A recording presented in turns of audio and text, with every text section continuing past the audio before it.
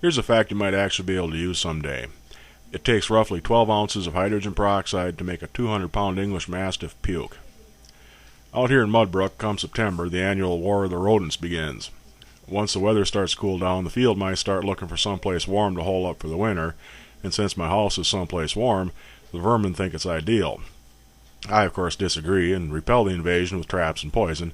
I've even shot a couple I saw running around on my deck. Apart from me and the mice, the other major player in this story is my dog Ragnar. He's a 2-year-old English Mastiff, and one of his many idiosyncrasies is that he loves corn. Whenever I put cracked corn out on the deck for the birds, he'll have half of it lapped up before the birds even know it's there. A little over a month ago, Ragnar's fondness for corn and the war of the mice collided. Beginning at sunrise on Saturday before Thanksgiving and ending at sundown the Sunday after is considered Holy Week in Wisconsin. It's the 9-day gun deer hunting season, and it's quite the sight to behold. Around 500,000 men, women, and children over the age of 12, about a third of them either hungover or still half drunk from the night before, dressed in blaze orange and heavily armed, head out into the woods hoping to kill a deer. I'd invited some friends over to hunt opening weekend, and since they hadn't hunted my place before, they came by a couple of days before the season started so I could show them around. Put the dog in the house so he wouldn't follow us, and we spent the next hour or so walking around the woods figuring out where everybody's going to stand opening morning. After my friends left, I went back to the house and let Ragnar out and stepped into the kitchen. I noticed something chewed up looking scattered all over the floor, and that's when I realized I forgot to pick up the rat poison before I put the dog in.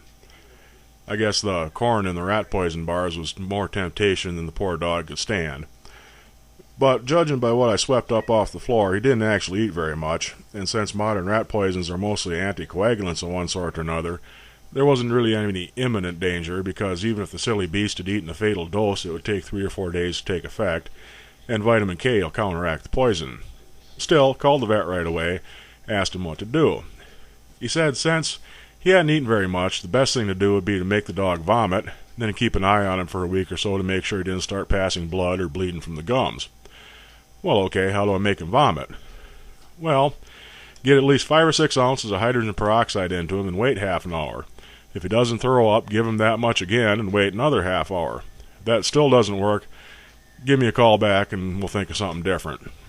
Okay, so I grabbed a pint of hydrogen peroxide from the medicine cabinet, went outside, called the dog over, stuck the bottle in the corner of his mouth, tipped it up, and he chugged down about half of it. That went pretty easy, so I waited for a half hour. Nothing happened. Time to give him another dose. By now, Ragnar's had some time to think things over, and he's decided he doesn't like hydrogen peroxide. I spent the next 10 minutes trying to get the hydrogen peroxide into the dog, while he spent the time trying to avoid it.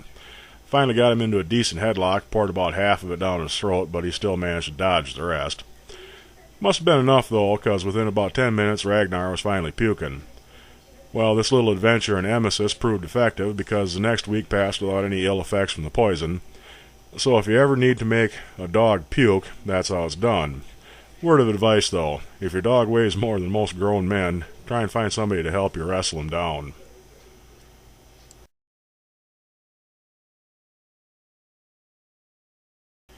I'm just going to throw this last fact at you without a whole lot of explanation. Here in the state of Wisconsin, I have the legal authority to transport and dispose of human remains. This includes, but is not limited to, cremated remains, whole bodies, and any portions thereof. I am not now, nor have I ever been, a funeral director, mortician, morgue attendant, or a member of any trade or profession which normally brings one into contact with the dead. I guess you could say it's more of a hobby. And with that morbid and somewhat disturbing fact still fresh in everybody's minds, I'm going to tag me some people. I'll start off with crazypills 2, and Musekiteer, Morrakiu, and finally QuadError. Yeah, I know that's only 4 people and you're supposed to tag 5, but I'm going to keep one in reserve just in case I get curious at a later date.